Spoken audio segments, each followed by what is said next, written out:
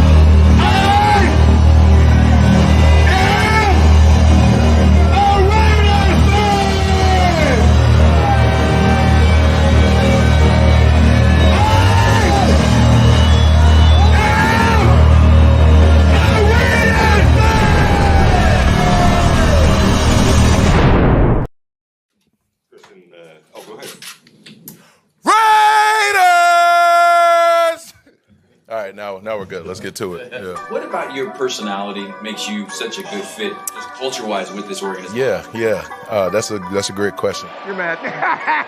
You're mad. You're mad. You're mad too. You're mad. The price is wrong, Billy. The price is wrong, Billy. You got fined this week, didn't you? Yo, you playing for free this week, fat boy. I'm such a character, such an animated, sick, twisted individual up here, and I just love the game. I love the grind, and you just feel that here. Just people who just love ball, just love the, just great energy. You had the little ass boy conversation with Max. Anyway,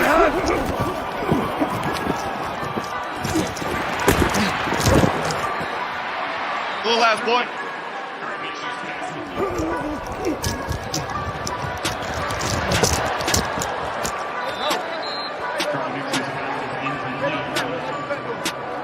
Little ass boy. Dude, Max Crosby is so damn angry. Bro, he just... But like the thing is, like, he's not really that angry. I know, right?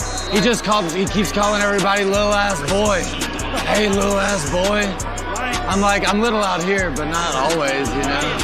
Yeah, sure enough, son. He's a big ass boy is what he is. Yeah, dang. But nah, man, it was awesome. Those are guys, not as much fun to play against, but they're on your team. Absolutely love it, man. Excited to be with him, Christian, some of the best, shit talkers I've been around in the NFL. To have them on our side, to practice against them every day, it's just gonna make me better. I'm super excited about it. And what is up, everybody? Welcome to the Cage Match. It's been a while since I've done a Wednesday show, it feels like. It's been, well, no, you just had a hit or miss here or there. Shit's come up. It happened. I'm so off, I forgot to put my glasses on. Oh, shit. All right, here we go. No one saw my secret identity, did they? No, they did not. All right, here we go. Hey. I've even seen some of the super fans get caught without their masks on TV, so, it happens. I know. I saw Gorilla drinking from underneath his mask once. No, I saw one time it was hot and everything. He had his mask up during a commercial. They came up with a commercial right on him. He didn't realize it at first. Then he saw it and pulled it right down real quick. So, like I said, it happens to the best. Oh, yeah. No one saw that. We're going to do that post-editing. Never happened. All right, welcome to the Cage Match. And I am the Oakland Raiders Savage. And with me is always the man who's done every single episode to date. So far. Asylum. How you doing, Asylum? Oh, I'm doing good. It's just this is the worst part of the NFL season. No football. Oh, well, we got to wait to see how our acquisitions will look on the field. All the waiting, all this, you get a tidbit of information here, then you got a week of waiting, then a little bit there, then another week of waiting, Oh, yeah. Well, before we get into the show, we do our favorite subject or topic or whatever it's called. Shameless plug. Here we go. All right, everyone, go to the YouTube channel, The Cage Match Show. Like, share, subscribe, give the thumbs up, hit the little bell so you know when we come on. If you don't do YouTube, then you can go on Facebook to Oakland Raider Savage, his page, and watch the show. Or you can go onto my page, Asylum, and catch the show. Don't forget about WGG. Oh, it's not, you can't see me point. Anyways, WGG. Or energy. If you need some energy, I know it's hard to have energy at this time of the season, but go to WGG, and in the promo code when you at the end you put Cage Match, one word, to get 10% off your order. Yeah, 10% off on a W. When you think of wins, you think of dubs. When you think of dubs, think of W. W.GG. What is it? The Cage Match or Cage? Oh, right there. See, it's on the bottom. No, Cage Match, one word, in the promo. Word. Hey, Asylum, guess what today is? It's Peggy's Perspective.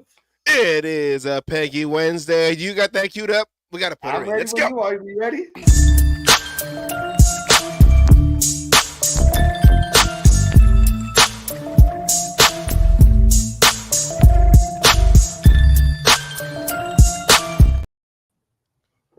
Wait, hello, gentlemen. Here. Yeah, what is up, Peggy? How you doing? Seems like it's been a while. We missed you. It has, and I was scheduled to come on last week, but you know how it is with the spring thing coming on and all the exciting Raider news. It was just a little bit too much, and I want to roll right into it. You had an amazing graph telling us what the Raiders have done so far. I don't think, Asylum, check me out, I can remember an off season where I was so excited. Yeah, so here's the graphic of all the players we signed. It's been a while, yeah. It's been well since what? It's probably back in Oakland since the last time we got excited about an off season. And let me say this, if you've been around the Raiders as long as we have, 20, 30, 40 years, I mean, I've seen some big free agent signing seasons. In no time did I think any of the signings were compatible with who the Raiders were. I mean, I'm like, where are you getting these guys? I mean, I like the Denzel Perryman. And let's go back to remember the boy the linebacker they signed from the Rams, claimed that he was one of the best covered linebackers. Corey Middleton. And the boy from Chicago. And I'm starting to think these guys just don't, not like this year's crop. And let's start right out with Christian Wilkins. Max should get on his knees and just say, thank you. Because I have said over and over again, you cannot have pass rush without a beast D-line, and you can't have a beast D-line without beast defensive tackles. No getting around it. That defensive tackle puts fear in those centers and guards. They cannot slide over to give any help on your defensive ends. That's where you get the pressure, and that's where you get the quarterback just hemmed in, pocketed up, and you're going to produce a lot of sacks. I wouldn't be surprised if Max has a 26th season. I said it last week, or no, I said it on Saturday. We have the potential if Kuntz keeps moving like he did, Tyree blossoms like we believe he will, we might have the best D-line in the NFL. They turn around and there was a stat. With Wilkinson, Kuntz, and Crosby, just those three for the season. If you added up all their totals, QB pressures was 207, sacks was 31.5, just between those three players. And now they're all on the same team. But you know how long I've been praying to the football gods for a beast defensive tackle. I mean, it's been like forever. I mean, back when Ndamukong Suh, back in 2014, I think was on the free agent market or something like that. You know, the Detroit Lions, as usual, you know, don't know what they have. And he's looking around, and I kept waiting for Reggie McKenzie to tell us that Sue was a Raider. I mean, I kept waiting, and he ends up going to Miami of all spots. I mean, the worst match that he could have. And, you know, all that talk about him, but I've been waiting that long, Savage, Asylum, for a beast at DT. Yeah, I think. Go ahead, sorry. Well, I was going to say, I think the last time that we really had, and people probably would say, "Oh, we had, Seymour and so and so," but he was, later in his, he was at the end of his career. I say this could be like the defensive line we had in 2002 with John Perella and Sam Adams, Reagan Upshaw. I don't know if Reagan Upshaw was on that team. I know he was in the 2001 team when they were knocking out quarterbacks every week. Mm-hmm. But I mean, we had guys in the middle during that season, and you saw where it took us. So I'm excited again. I wasn't excited last year because of everything that was going on during the McDaniels era for that year and a half. But this one, I'm on it. All right, okay. We're going back to our old ways, back to us going 17-0, predicting it right now, 17-0. But more importantly, that rotation that you've got in the middle. You re-sign Jenkins, you re-sign Butler. We already know that Tyree plays well in the middle, but hey, we can slide him outside if we need to as well. I mean, there's so much potential. Of course, we had to say bye-bye to Tillery. Oh, yeah. Saw that one coming, but kind of knew that was coming the minute that I haven't pulled out my box of Kleenex on that one. But, I mean, you cannot say enough about what the Raiders have done. And this is where I feel the hand of Pierce, big time, okay? Because he knows, coming out of New York with that defensive tradition, he knows you cannot have a beast defense without a beast D-line and beast DTs. And I keep using the word beast because I can't describe it. They must put fear in the other side. And we know Al's, right? Oh, Al's saying about did you take it down? No, it's up there. It's still there. The quarterback must go down. And he must go down early, and he must go down hard. I got it. So you knew we need business. I got it. I do believe that this is a game psychologically of intimidation and of fear. I don't mean cowardly fear, but fear. And I think that somewhere within the first 5 to 10 plays of the game, the other team's quarterback must go down. And he must go down hard. Yes. I mean, that is the heart and soul of what's being Raider. This little Twinkie Puff, stuff that we done seen for the last 20 years. I mean, nowhere near what made us a great franchise. And if you look back at that Super Bowl 11, remember? Oh, yeah. The Sistrunk in the middle. And I mean, who knew their names? It didn't matter. You wasn't going to get anything because they were always going to be in your face. And that's the kind of D-line you got to have to win championships. Okay? Yeah, and if you have that D-line that can always get into the backfield, you don't have to always blitz, and you can keep those guys like the linebackers and those DBs back there, because that's how, they got the spread offense for around the league, especially with the Chiefs. If you can get your front four to take care of business in the pocket, you can have all those guys back there covering those receivers running around. Mahomes can't go anywhere. It's your secondary.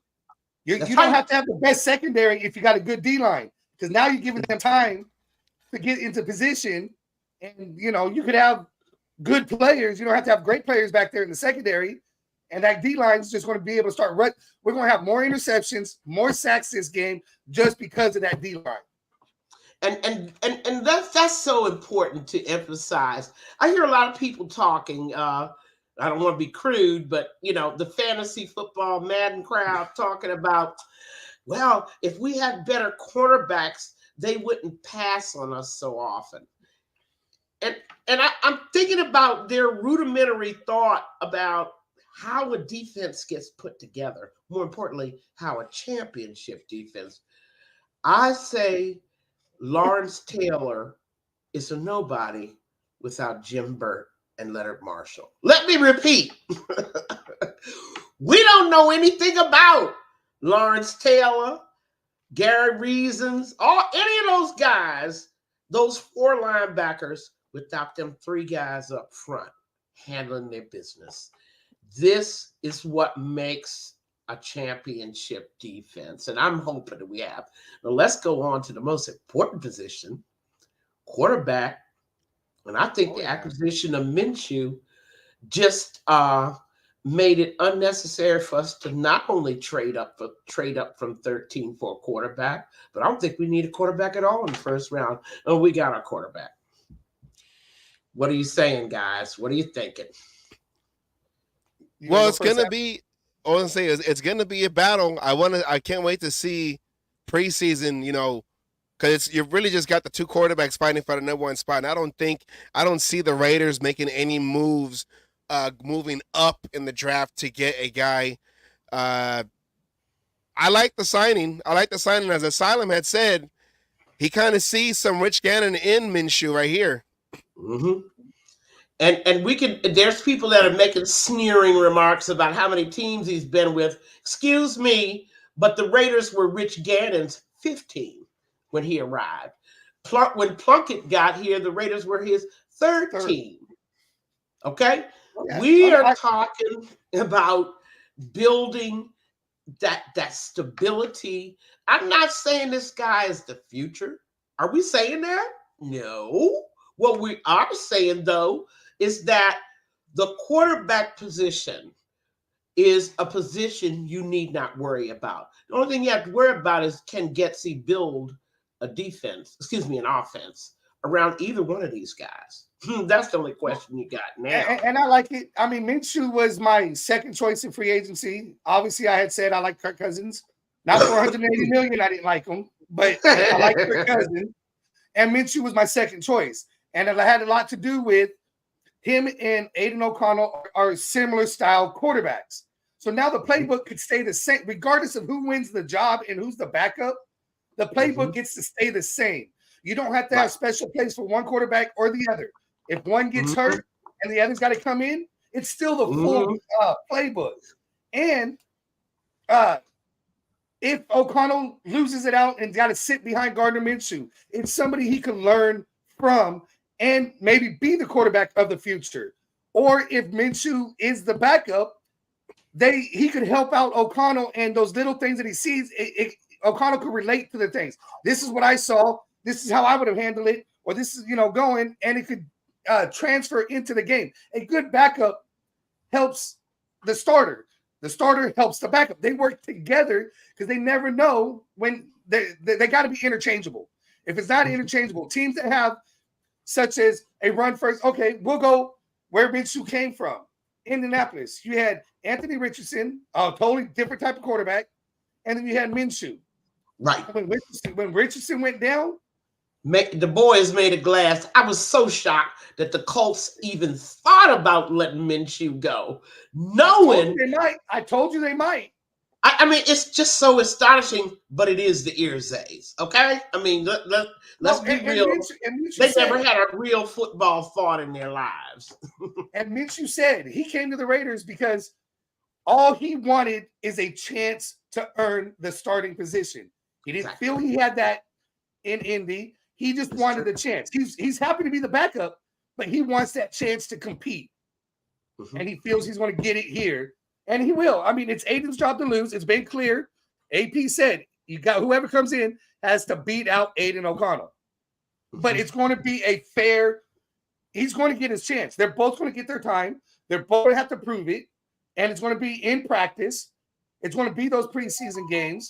And it's going to be, who wants it more? Aiden O'Connell or Gardner Minshew.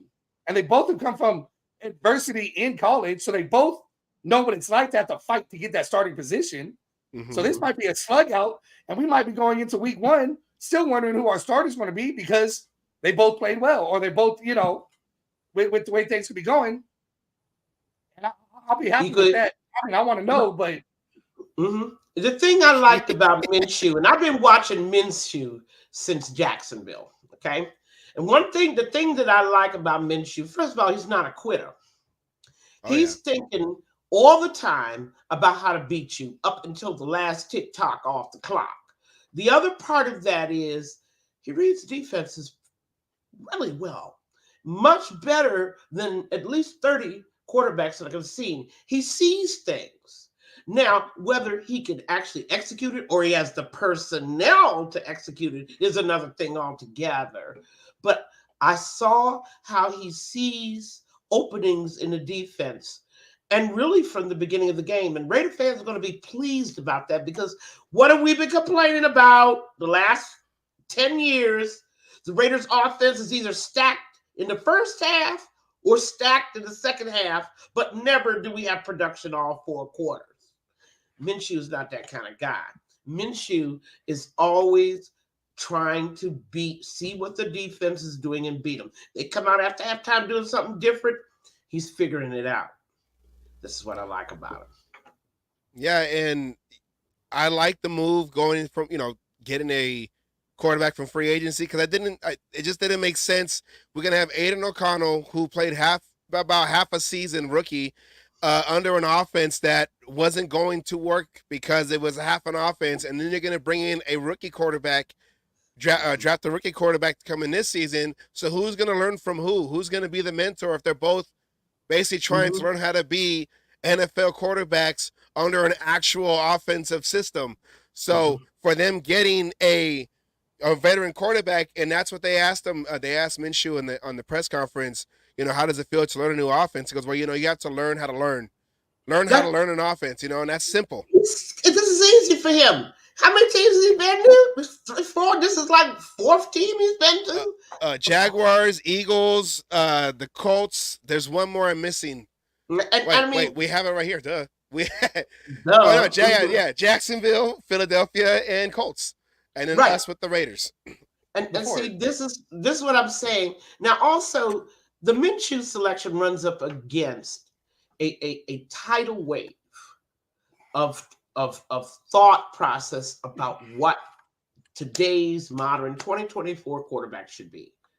Should he be a pocket passer who runs when he has to, or a running quarterback who passes when he has to? This is the big dilemma that we are facing, and this is why a lot of people do not like the Minshew selection. This is why they're still pushing hard for the Raiders. Oh, if so-and-so is there at 13, we need to take him. We need a quarterback first round. But it's running against this new wave. I use the word wave twice, but this new idea that a running quarterback who passes is the kind of quarterback that the NFL needs today. This assumes, A, that you don't invest at all in O-line, B, that running, you're going to run your way to a Super Bowl, and C, that nobody's going to be able to stop you. And I think with what happened to Lamar Jackson and to Josh Allen, both are running quarterbacks who can throw, people should know you could be stopped. You need to be a pocket quarterback. You need a short and intermediate and or West Coast game. They are going to shut down your run. They are going to shut down your deep pass. Why? Because they're good. Well, you can even go all the way. You need to go as far back on a running quarterback who made it to the Super Bowl but couldn't win it with Colin Kaepernick. Well, I mean, we can start with Fran Tarkenton if we want to. I'm I was trying to keep it more current for the younger people, but okay. You could. Wait, who's praying? Who's praying Tarkington? Was that wasn't that the nanny? The Madden Was that the crowd. nanny? Oh, that's Fran Drescher. My bad. I forgot. No. I was just joking. They can go to franchise mode. They can find Fran. He only lost 3 Super Bowls, and he was the original scrambler. And let's go to Randall Cunningham, the prototype of the 21st century quarterback, really, right? He was Cam Newton before there was Cam Newton. I mean, if you'll agree with me. Oh, yeah. The guy had an equally strong running game and passing game. I mean, he had a phenomenal arm. How many rings he got? None. And also, when he was with the Eagles, they had a good defense. They had a good front line. So they had everything, but they just couldn't get to that next. They couldn't get to the Super Bowl. Couldn't get to that next level. Because if Randall couldn't run, and if he couldn't complete that deep pass, you had nothing else to offer. Michael Vick. Before the Dogs. There we go again. Another example of a running quarterback who could pass. And once again, it's a philosophy. I am not saying that your pocket quarterback is a statue. That's what they like to do. They like to throw it on you. Well, what do you want to be, a statue? And then the armchair quarterbacks, right? Look at all that room he has in front of him. Why doesn't he run? Because then he's got to take an unnecessary hit, which gets him hurt, which now you're in your backup. And most teams' backups are really a third string quarterback on most other, not the teams don't have it. People bitch and complain about the Gardner Minshew contract. That's a high-end backup contract. Mm-hmm. Gardner Minshew, I put Minshew in that high-end backup. $25 million back for 2 years. You got away like a fat rat. Come on. Yeah. That's fat rat. I mean, these are the things you have to think about when the rate, and I like the way Telesco is envisioning putting this together. And this is one of the reasons why I loved bringing him in as the GM. I mean, not only with the experience, but he will see ways to get things done with less cost. Now, the one thing, let's go back to our list of signings, if we can, right? That's the wrong one. That's how that goes. We're going to get to our signing.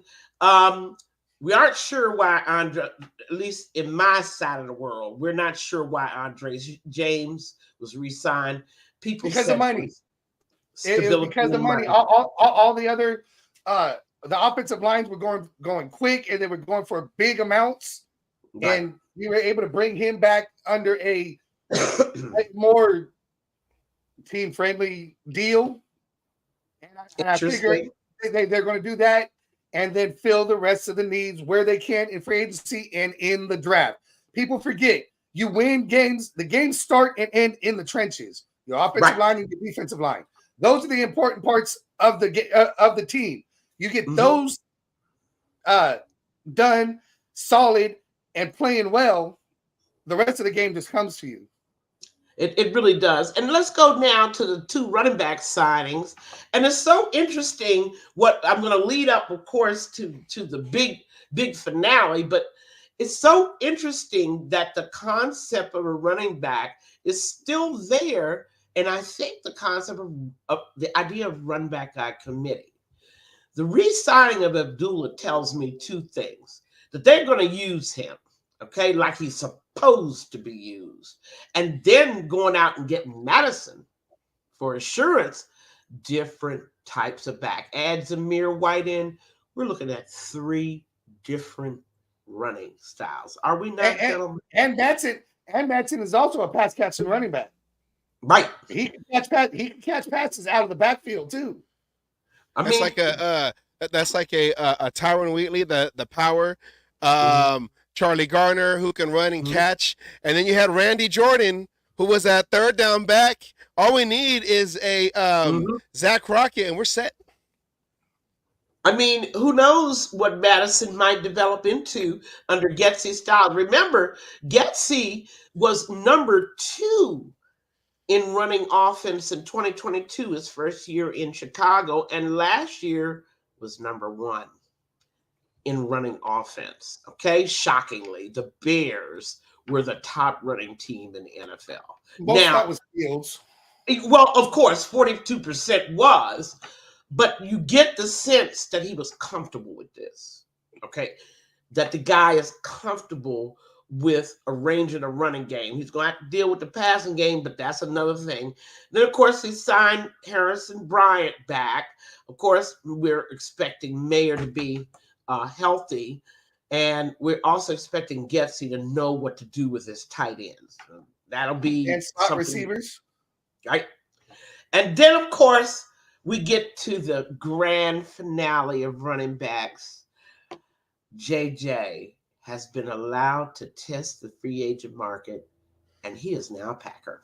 And I won't say what Packer fans have to say about it until the end, but for those out there that think the team will collapse without him running the ball, I assure you, we'll do just fine, okay?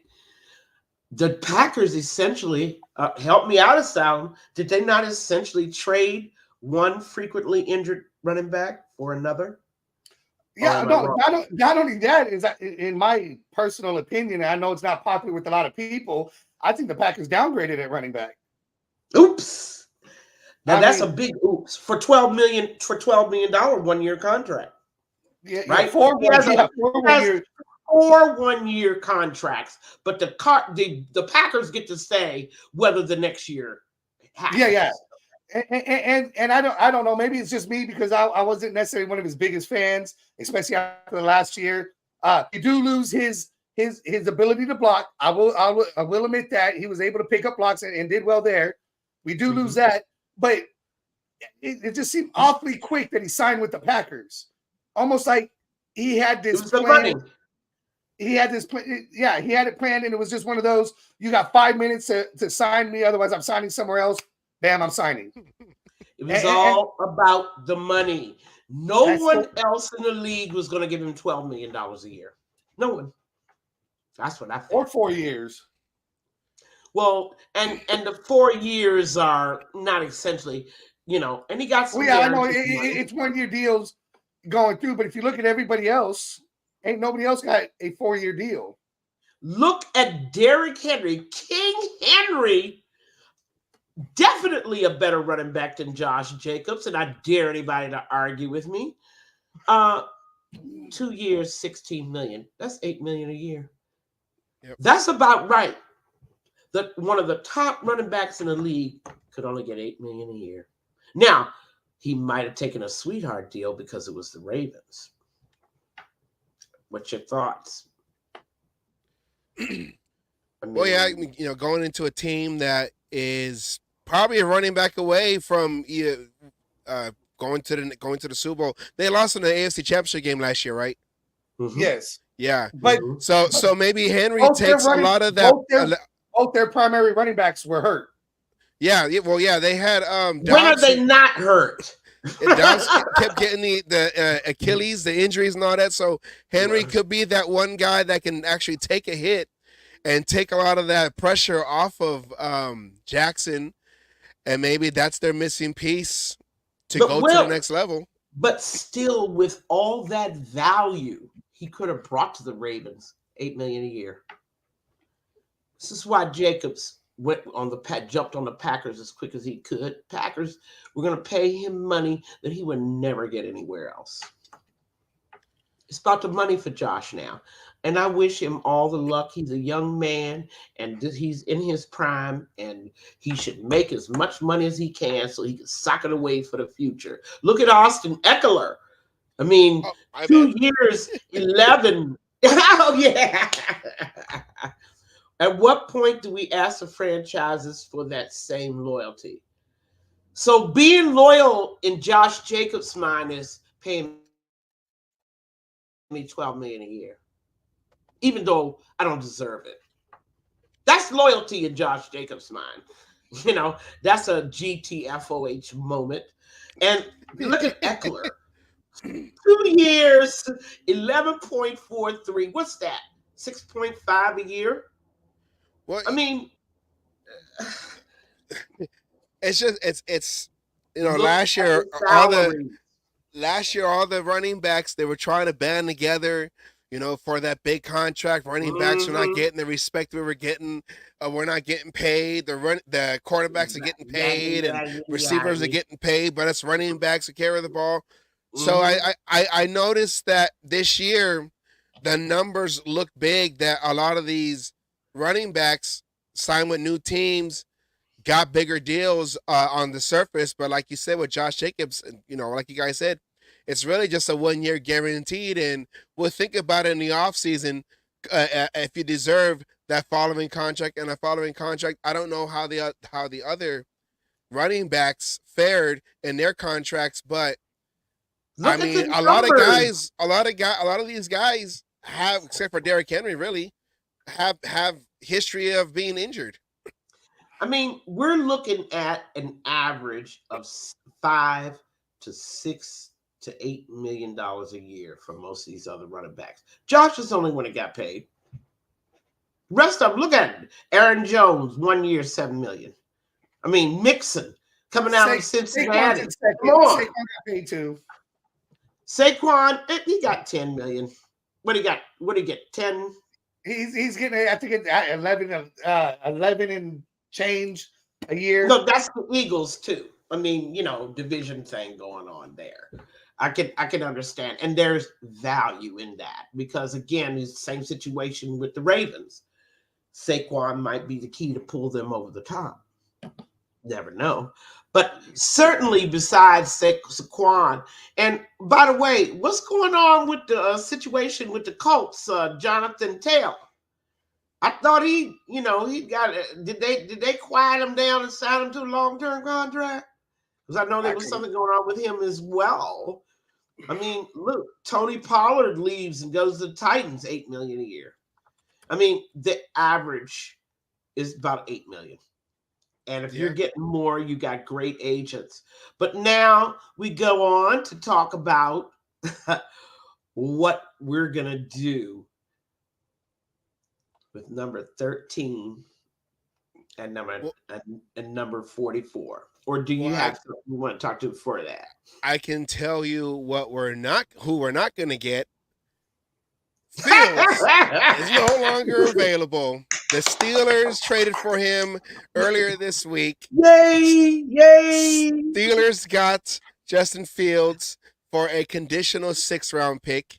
That can go to a 4, based on the snaps of Justin Fields. But the market for Fields was not that great, as you can see what the Bears gave up. What the Steelers gave up for Justin Fields. So now I remember when people were talking about you're going to have to give up a 1 for Justin Fields. This is why I'm saying they need to put down the Madden video controllers. It's just not realistic. The Bears have spent 3 years trying to teach that boy how to be a pocket quarterback. It just didn't take. Now, granted, he's had 2 head coaches and 3 offensive coordinators. All right, I understand that. But the basic problem with Fields is he doesn't see the field. No pun intended. I was going to say, but it's in his name. He should be able to. No. He just got to look in the mirror. He can't see the field. And when you have a quarterback coming out of college and you discover that blind spot, you can't train that. You know what I'm saying? There's no coaching or training that's going to take away that guy's blind spot. He cannot see the field. And if he cannot see the field, that means he can't see opportunities. His only solution is, what? Run the football. Because I can't see it. That's what the Justin's problem. Maybe the Steelers think they're going to perform miracles, sacrifice a few goats. Hey, I got the goats in my bag. I got the goats if they need a sacrificial. If they need a sacrificial goat, I got a couple. I'll sell it to them. I sell it to them for a lot less than they even have. I could not believe the number of fans that were talking about. There we go again with that debate. And I'm going to keep going back to that as long as I'm on this show. There is a deep philosophical divide into what a quarterback in the NFL in 2024 should be. And I'm telling you, a football with a pair of legs sticking out ain't going to win you championships. It's just not. You must have a pocket passer, mostly a guy who's comfortable in the pocket. He runs when he's trying to pick up first downs. All He doesn't run. As we said, a mobile quarterback, and a mobile quarterback being a quarterback who could slide in the pocket, could run outside the pocket and stay, and still throw the ball while running. We don't need, that's all you need out of a mobile quarter, and then we'll take off when needs to. There's nothing else open. When he needs to. When he needs to. But just like the one time Jimmy Garoppolo did to win the fucking game at the end of the Denver game. That was the only time you needed him to run. That was the only highlight in that game, okay? Don't get it twisted. No, I mean, we must this huge divide that's growing up, really not in Raider Nation only, but across the NFL. The philosophy of what kind of quarterback you need. Okay? They're thinking, oh, you don't need an O-line if I've got a football with legs. Okay? I don't need an O-line. Suddenly the O-line doesn't become important. I submit you ain't going to win championships unless you're like I just said earlier. It's in the trenches. That O-line is your trenches. If you can't win in the trenches, you ain't good. We proved it. We couldn't score more than 20 points because our trenches couldn't keep it going. They don't need O-line. Dude, what do they need offensive tackle for? They can just run and get that first down. We can design run. Oh, and this is the biggest one. Okay, they really sound very metaphysical with this one. He's a dual threat. Defenses will not know what to do. I dig the difference. Steve Spagnuolo is still laughing at that one. The Kansas City Chiefs defensive coordinator. We were really threatened by his duel. No, nobody's scared of you when they realize you don't have a short passing game. Yeah, and quarterback, all you got to do is make him one-dimensional. Yeah, because with a running quarterback, he's like 80-90% of your offense. You stop him, that's 80-90% of your offense. There you go. We're doing math today, kids. That's right. For the Bears, 42% last year of their running offense was Fields. Okay, no doubt taken off because he didn't see anybody open, right? Remember they tried to get him DJ Moore in the middle of the season? Oh, yeah. Everybody said, oh, what a great move. I'm like, he won't know what to do with a DJ Moore. And sure enough, he never found him either. It's about the philosophy of how you run a balanced attack.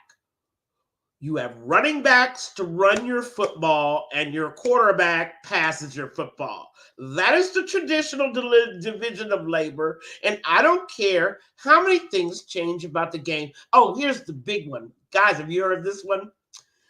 Defenses are bigger and stronger, and they're overwhelming O-lines. Your quarterback has to run. Have you heard that one? You forgot. And faster. They're faster. That actually sounds intellectually, oh, that makes sense. Right? Defenses are bigger and stronger and faster. Well, and it was not too long ago that when we had car insurance with Hudson in the middle, Jackson at one guard, Incognito at the other guard, Miller at the one tackle, and then Miller at the other tackle, and then the right tackle was a catch. What was it? Okay. I've forgotten who was there, but I know we had an overpaid but brilliant. I mean, just absolutely fantastic. Yeah, I can't believe I'm forgetting his name. He gave up that one sack of that year where Carr broke his leg. Yeah, everybody blamed him. Dan Penn. Yeah. Penn, yes. Everybody blamed Penn for that. Yeah. I didn't blame him. I thought Penn did a wonderful job for us. But keep going, Savage. What were you saying? I'm just saying, and with that offensive line, they were big guys. They weren't going to do, they weren't running the what's that one offense when the offensive line are moving? See, we're going live and I'm forgetting things. Zone. A zone. They weren't running a zone offense. They were running a power offense, and they were there forming the pocket. Carr didn't really get hit too many times in that season. It wasn't until they tried to go with the zone blocking offense with the same big guys, and that's what we were saying a couple of weeks ago with Getsy, is it depends on what kind of offense he's going to run, is what kind of offensive alignment we're going to have. If it's going to be a zone, which I think, Asadam, you said it's going to be more of a zone, then it's going to have to be athletic guys, but they're going to have to get off the ball quicker than the defensive linemen and just take the momentum out. That's what I used to do in offensive line in high school. I wasn't a big guy. I was just quick off the ball. That's all you got to be, is quick off the ball. You can control their momentum. If they're going to do a power offense, you got to get bigger guys. That's all what it is. You got to adjust to the guys that's in front of you and then run that kind of offense. And see, the problem with the Raider offensive line is, and I've heard this consistently, not only from the talking heads, but from college guys who observe offensive line, former Steve Wright. I had a wonderful interview with Steve Wright, who used to be an offensive tackle for the Raiders. The issue is size. And if you're gonna keep that, you're gonna keep, yes, it does. And if you're gonna keep a Dante Parham, you're gonna keep certain guys on your team. And let us now bow our heads in thanks that Illuminor followed his daddy to the Giants, and we no longer have that problem. But if you're gonna keep a small size line, you pretty much got to do zone. I mean, you that's the one area where I'm slightly disappointed. You could say the Raiders may be saving it to deal with it in the draft. I don't know. I'm just slightly upset that we did no O-line acquisition. Well, there's also the training camp. After training camp, when the players get cut, sometimes players get cut that just because they need to, because they got too many people, and sometimes there's good players that get cut and you can pick up there. That might be their plan in there. Like I was saying, I would rather have my O-line forming that little brotherhood in now. Oh, I agree. Okay, I agree. But I wonder if that's what their plan is. In Telesco, we got to trust right now because that's what we got. And it's some plan that they have. They have to have a plan for that O-line because the atrocities that were committed in certain games. I mean, the way that they just were overwhelmed. Size. They were just blown out of the way. Parham, James, the two guards, Van Roten. It was almost criminal the way they were just blown away by certain D-lines. D-lines that I didn't consider really top D-lines at all. The Bears D-line blew the Raiders O-line away in the game we had. I mean, Josh had one of his 35-yard rushing games. What in the world? And I keep saying it's hard to really, I guess, evaluate the offense because with the guru that was McDaniels, it seemed like everyone was out of position. The assignments were off. The blocking assignments were off. You were not allowed to audible to adjust to the front that's in front of you and try to get the right guys to block, whoever's in the way of the play that's running. You couldn't do none of that. So for me, it's hard to evaluate the guys that we had because I felt like the offense that we were running and the calls that were made and the adjustments that we were not allowed to make during the game just sabotaged the whole offense. So, But look at the viciousness. And I hate to invoke McDaniels, but you know, I have to talk about this man so that no one in the NFL will dare hire this man to do anything for them. It's the viciousness and humiliation aspect. And you saw it with the way they treated Leatherwood in the preseason, knowing that boy couldn't play tackle, but yet they wanted to put him at tackle. And he was humiliated. The same way Renfro was humiliated by being written out of the office. The way Carr was told not to come in the building. The way Illuminor and Mumford, after getting manhandled by Mac 6 times, nobody says to themselves, maybe we should get them some help. They just left him out there. Just left him out. Yeah, that's what I'm saying. Like that's the viciousness of a McDaniels. And I want never to see that happen again, where you don't even care enough about your own guys when they're really, really having a tough day. It's like you're going to stay out there and learn how to be a man. Is that what was happening here? And you know, that happened when O'Connell was starting. You didn't, I mean, like, did he give, well, I can't say did he give help when Jimmy G was back there, because Jimmy G was never really back there. He got hurt like real quick and we never really saw him. Every other game appearance, yeah. Yeah, and I'm pretty sure, you know, when Brian Hoyer started against the Bears, he got him some help, but Brian Hoyer, you know, messed himself out the starting lineup. So, I mean, I can see it's just they didn't take care of their players. I can't believe that O-line from game to game to game, and that's why everybody kept saying it has to be size, that they're physically outmatched, because you're facing different guys every week. You got to be able to beat somebody. Bless Van Roten's heart. He was getting whooped by everybody he faced. That was whipped. And he was a McDaniels guy too. So that's why it's hard, you know, like I keep saying, I don't know what the identity was supposed to be with this offense, because all the guys that we thought was going to thrive went the opposite. Renfro as a slot receiver never did anything. The tight ends never got the ball.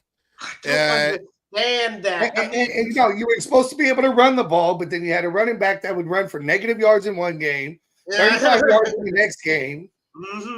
It never reached a 100-yard game until like mid-season, but I wasn't surprised about that because it wasn't a contract year, you know, when a year where, you know, his performance would be rewarded next year. I mean, I kind of get. And you can have Derek Carr to change the plays at the line to help benefit him. There you go. And you know, these said that number numerous times. But wait a minute. But Carr lost his job because of it, didn't he? Oh, yeah. That he did. Because we had an egomaniac as the head coach who says, I want you to stay in the pocket and run the play that I told you. Even if it doesn't work, even if you know it ain't going to work, you're going to run it the way I told you to run it. And you're going to run it until it works. Because I'm trying to separate myself from Tom Brady. I want to be known as the genius, not Tom Brady. So you do as I say, so I can prove to you that I'm right. Okay, guys. Yeah, okay. I've got to run, but I've got to make y'all talk about number 13 and number 44. And I want you and everybody out there to be an armchair GM, right? We're giving you permission to be. Savage, Asylum, you're the GMs of the Raiders, okay? And you're looking at number 13, and before the draft even starts, you get approached, okay? And I want to know, what are you thinking about with 13? Keep it, watch and see what happens on the board, lay in wait for your favorite player, or do you trade it? I have no You go- problem with trading Yeah. back and collecting more draft picks. I mean, this draft is deep in offensive linemen and cornerbacks. If we take the pick 13, I like to take that kid, not Kool-Aid, but the other one from Alabama. Arnold, yeah. Arnold, right. Arnold. I'd like to take him, but I'm not against trading back, picking them an offensive lineman, and getting more draft picks to be able to go in there. I like to pick Arnold in if we stick with it, I'm gonna go like this. We stick with 13. I like Arnold and an offensive lineman with 44. Okay. What about you, Savage? 13 and 44. I mean, they're not gonna get the quarterback that everyone thinks that they want to get. Who's gonna no, they're not. You're So right. I would say you gotta get with that pick, just get the best player available. But we do need to address the offensive line. I know we haven't really had the bestest of luck with the offensive linemen in the first round, going all the way back to Robert Gallery. Didn't have the bestest of luck. Going back to Leatherwood a few years ago, we haven't had the bestest of luck. First round. Who? We got Colton Miller. We got Colton Miller in the first round. Oh yeah. I mean, it's always a crapshoot anyway. But keep going, Savage. I mean, we all know, and any of these carny show, and I always say it's carnival time right now in the NFL, right? They've got the crystal ball acts. I mean, there must be about 10 tents where you go in and they tell your future, right? I know this guy's going to be a good player. I know this guy's going to be a bad player. Okay? I know about the carnival acts.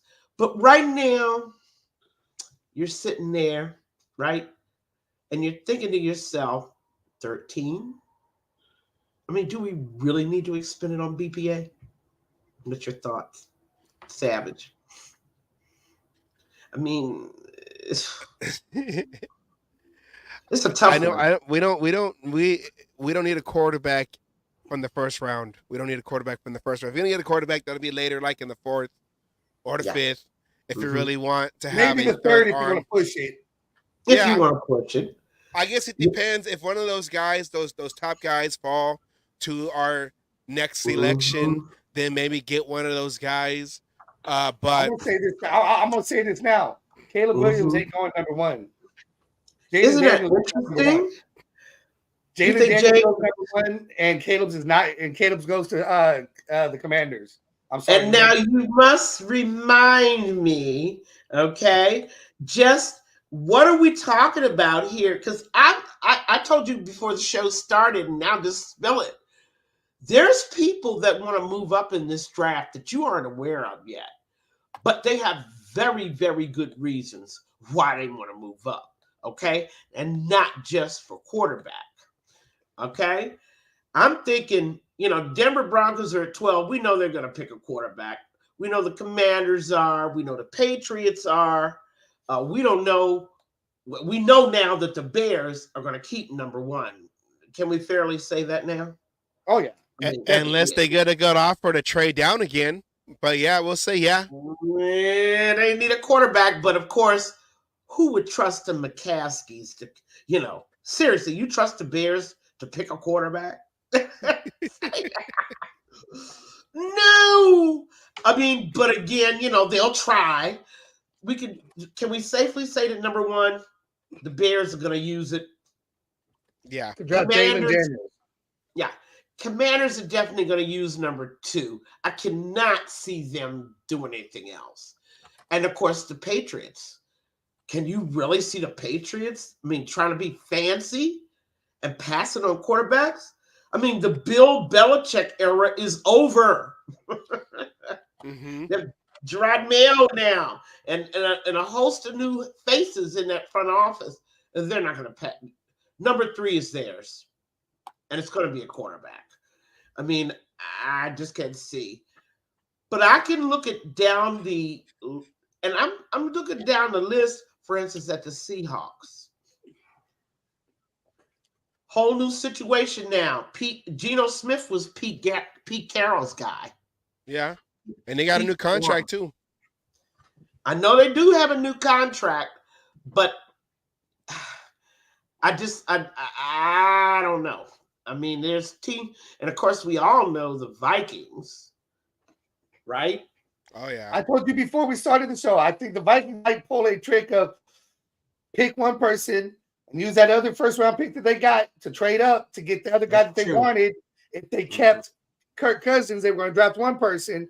Now we know they're probably going to draft a quarterback and then sneak back up like the Texans did last year, sneak right back up in there to get the player that they were originally trying to go for. They could approach I can see that happening. They could approach us, Savage. I mean, that he's right about that. But you think at 11, the Vikings are going to be content to stay there to get the quarterback they want? Doubtful. They're going to be knocking on the Cardinals or the Chargers' door for sure. And the Giants. Because the Giants are a team that could, I mean, their quarterback situation, well, is stable. Ish. Ish, right? Wait. Let's see that. Where is my quarterback signings? There we go. Oh, there we go. Okay. Drew Lock with the Giants. One of those Denver quarterbacks that Elway picked, right? Oh yeah. I mean, look, and of course, all these Russ Wilson haters. I had to, I've really been in their faces for the last 2 weeks. How long did Russ stay unemployed? Was it a week? Long. No, not long. Not long.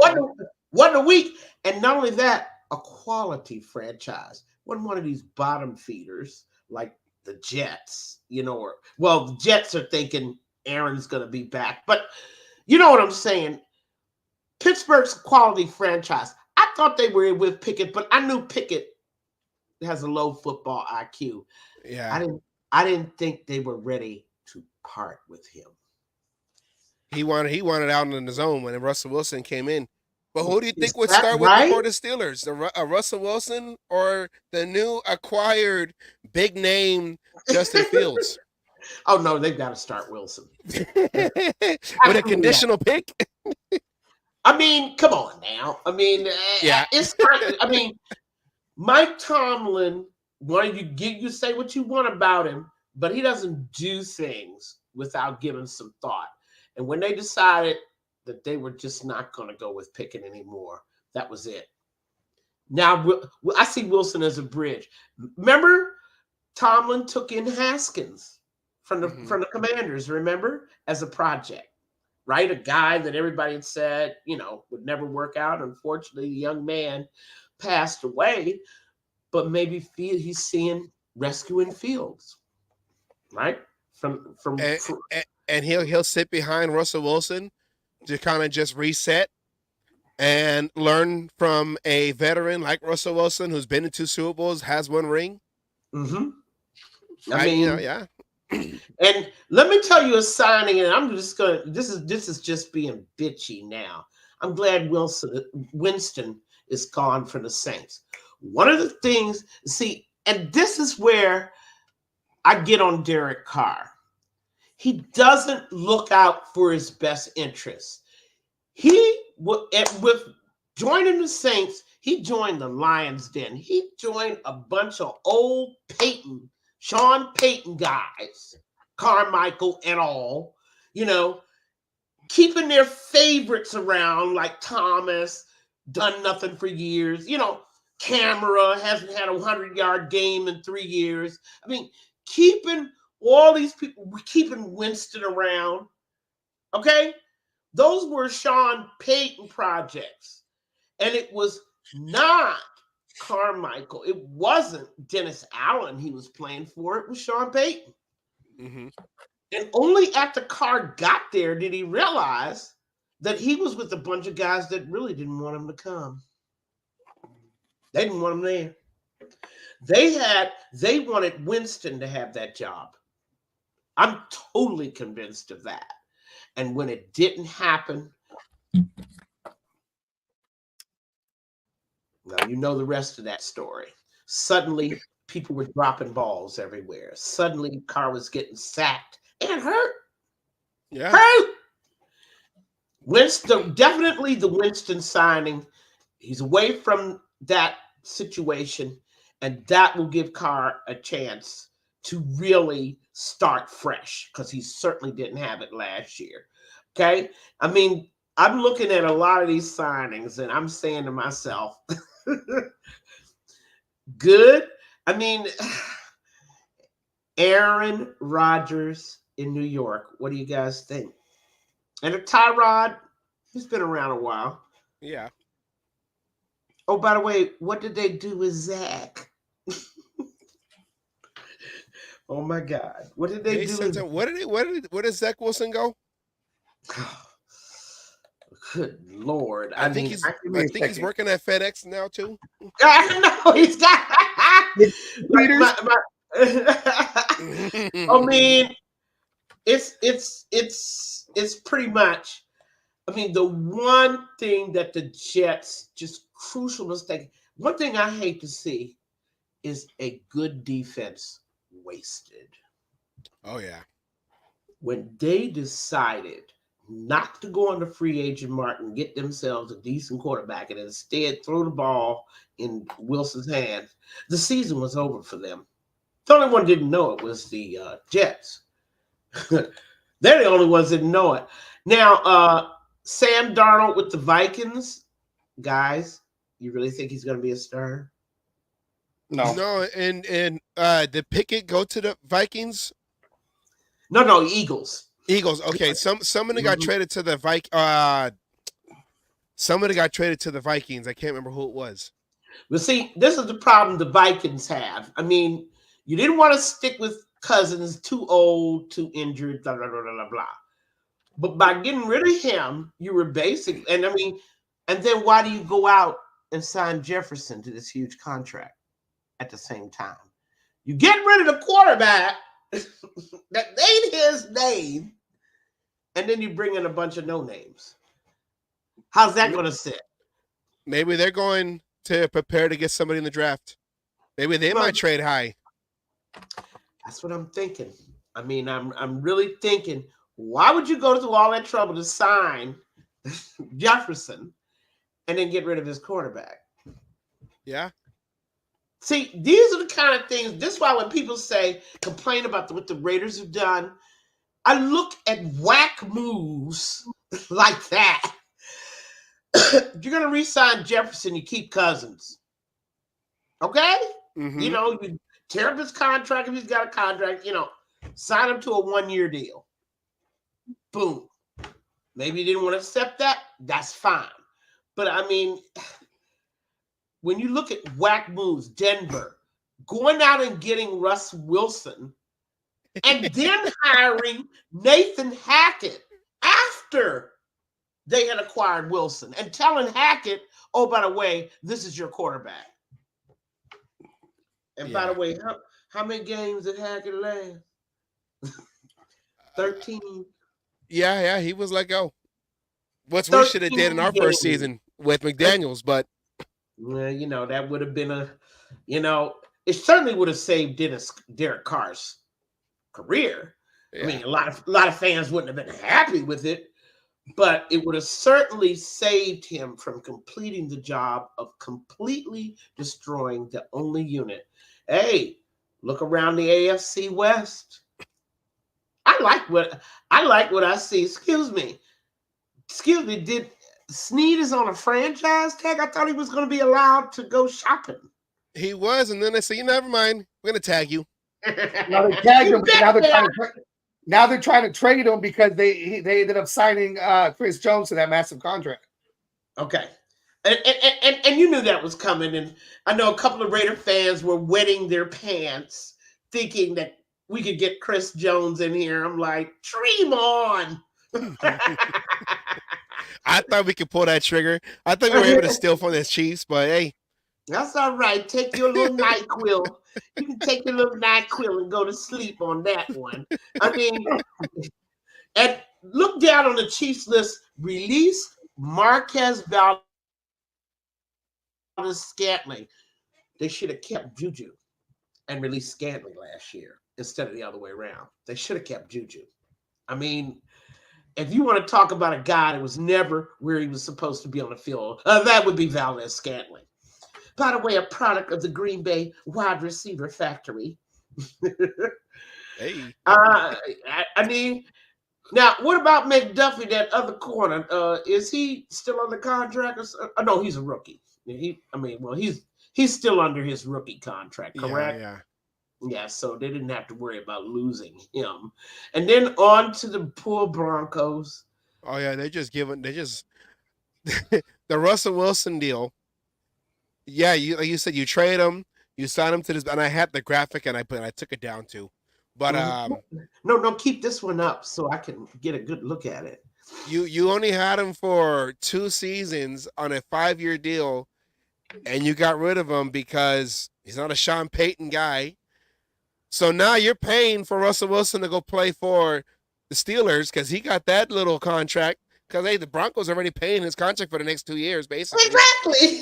I mean, the Broncos, and somebody reminded me, the Broncos have never drafted a championship quarterback. No. And I'm like, wait a minute. And of course, we had to remember the history of Elway. Elway was not drafted. Right. He was drafted by the Colts. So they're right. Everything the Broncos have ever had at quarterback has been acquired from someone else. Mm-hmm. I mean, I tried to go back, like, dang, maybe it was somebody, when they was in the AFL. Nope. Yep. And speaking of drafted quarterbacks who made a oh, no, I'm sorry, Chargers don't have any. My bad. Never mind. Dan Fouts that? No, never mind. And there's our old friend Denzel, who the Houston Texans cut so fast. This is what the Texans fans tell me, that Perriman was cut before he left the locker room in that playoff game they lost. Damn. He was already cut from the team. Apparently, one of the owners, the Houston owners, they're, completely they're psychotic. Okay, they're psychopaths. So I don't even deal with them. But apparently, one of the owners, ordered gone off the roster. Gus Edwards, good luck with that. What are they thinking? This is a replacement for Eckler? I mean, one. There we go again. One injured running back for another injured quarterback. Good deal. I don't know, guys. Did he cost less? Maybe. I mean, it might have been because Yeah, well, I mean, he costs a whole lot less. They cut Eckler to save cap room to be able to keep Bosa and Matt. Right. But here's the deal. That still ain't helping their cap numbers. I mean, their cap numbers are still looking. They have the worst. But the Chargers were never that organization that had smart. The owners, like when they had Schottenheimer, he went 14-2, lost in the first round. Then they fired him. Then they fired him. I mean, I never have understood the ownership there. They remind me of the Irzays, but they're just a little less flamboyant. They're still as dumb as a box of rocks. And it goes on. Oh, wait a minute. I spoke too soon. The Chargers have gotten themselves, but that's because a massive number of people need to be signed. So we really don't know. But oh, by the way, the Patriots got the most money now. But the Raiders are still sitting at 8 with $27 million to spend, $27.5 million to spend. This is going to be so interesting. It really is. We still got money to spend, guys. Not to mention the $24 million we get after June 1st of the Garoppolo deal that we can use to extend the contracts of, let's say, a Divine Diablo or Malcolm Kuntz. Right.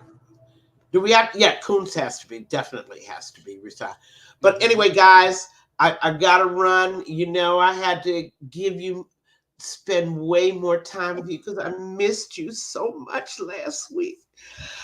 And I just had to spend time because we have so much to catch for. And hopefully in 2 weeks, we will be able to talk a lot more about the draft and a lot more about what other teams are out there doing. We're just talking about the AFC West, but there's other stuff going on in the NFL, and those are teams that we're going to play this year.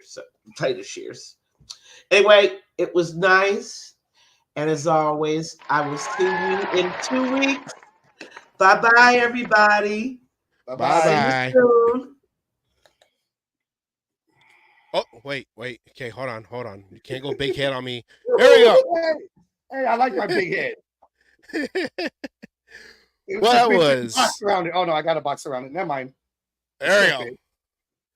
Yeah, well, the front is busted out, so hey, I gotta eat and drink, goddammit. That was Peggy Holmes with Peggy's perspective. Thank you very much, Peggy, for coming on.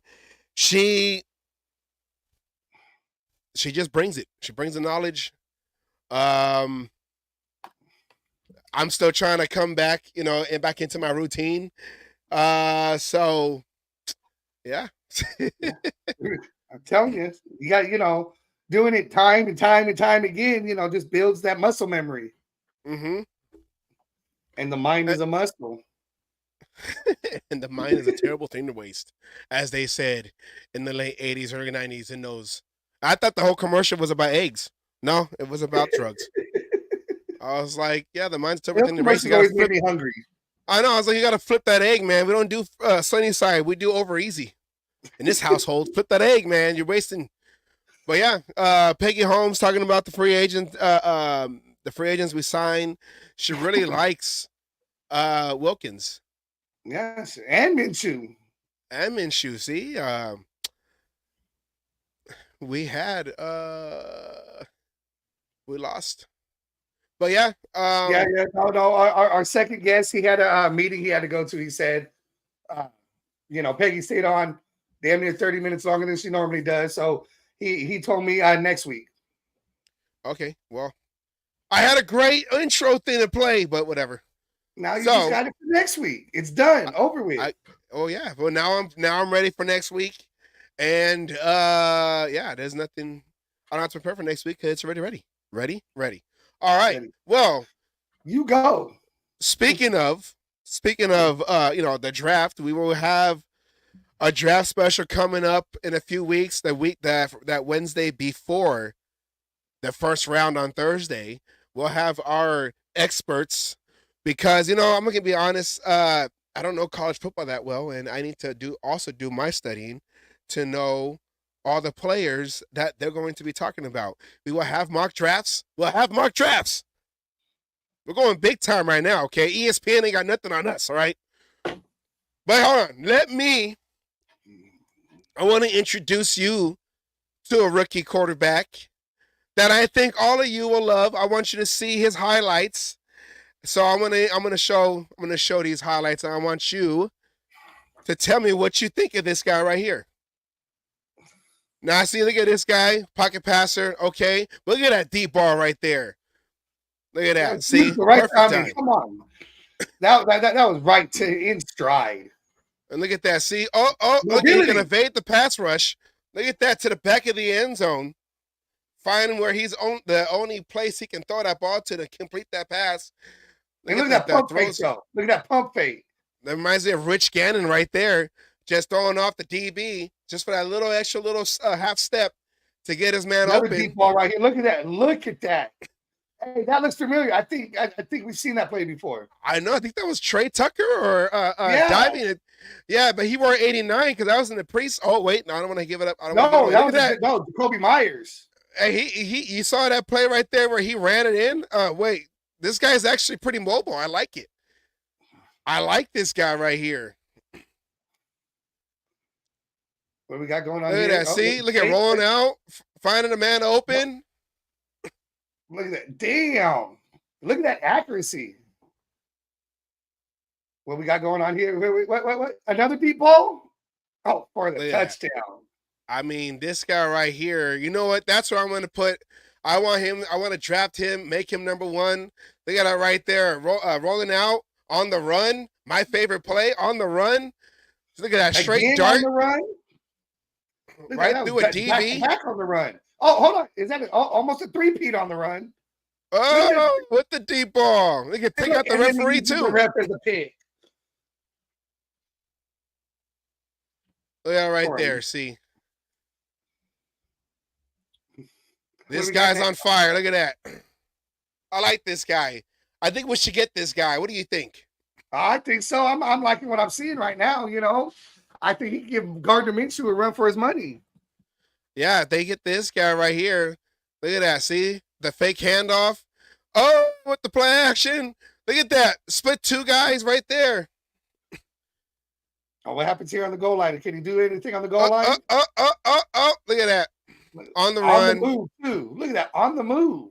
Team Ramrod, baby. Team Ramrod. Say it. Yes, that is. That's him right there. Mr. Aiden O'Connell. That is his highlights from college. And, you know, we decided that we had to show you his highlights in college because what happened last year just didn't do his talents, his skills justice with a half a playbook, a half of a McDaniels playbook that didn't even work, and we had a full playbook with a guy that's supposed to have known the offense, Jimmy G, Brian Hoyer. So I say right there, we're over here making a case for Mr. O'Connell, or how some folks like to say AOC. I know you don't. AOC 4. He is Farva and will forever be known as Farva. The battle of the stashes is going to happen this fall. You have the Fu Manchu versus the Farva. Which one are you choosing? This is going to be, you know what? We need to get sponsored by Schick. Okay, Schick Razor. This is the battle of the stashes right here. Okay, the Schick Razor. What's the other one? The Vic Razors. This is what's coming down to, guys. We talk about who's going to be. Hold on. We had a nickname for Minshew. What was it? Oh yeah, little ass boy. Little ass boy. No, we had actually a different nickname for him, but little ass boy too. Yeah. I mean, I can't fucking remember it now. We're live and I can't fucking remember. Son of a bitch. Oh well, I called him Jesus. No, that wasn't it. But you know, with Easter coming, he was high on the stage. It's the battle of the stashes. Battle of the stashes. Who's gonna be the one that be the starting quarterback of the Raiders? What stash will the Amblin wear this fall in 2024? Raider Nation, a lot of folks are split between this.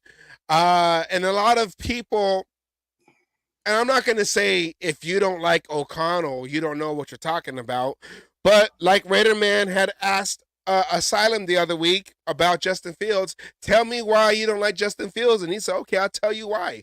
It's nothing like an argument. It's give me a reason why. And a lot of folks who say, oh, I don't like O'Connell. Well, why?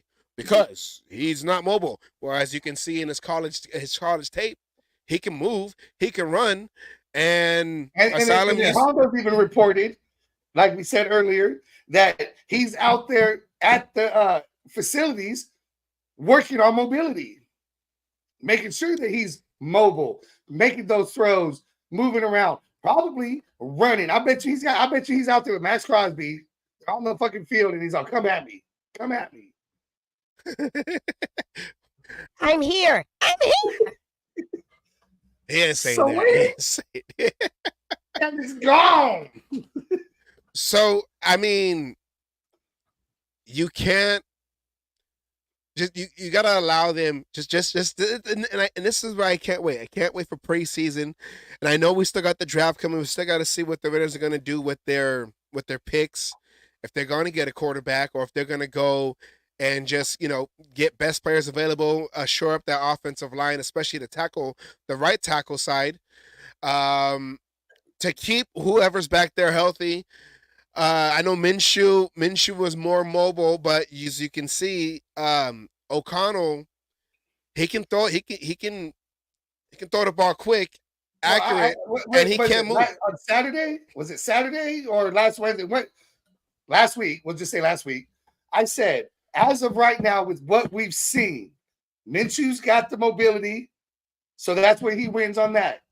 But O'Connell's got the arm and the accuracy that Minshew doesn't have. Yeah. And if O'Connell could turn around and get the mobility, he beats out Minshew because of that arm and accuracy. And we just saw the highlights. He has the arm and accuracy. We could get the highlights. We could get highlights of O'Connell's throwing out that Chargers game. Yeah. The second one, not the first one. And you'll be able to see what he could do. I mean, we were just talking about, joking around. Plays where the receivers are laying out and massive gains. And one of them was for a touchdown. And I don't think that was Tucker. I think that was Jacoby. I think that was Jacoby. He's got the receivers. Now he gets to work with those receivers.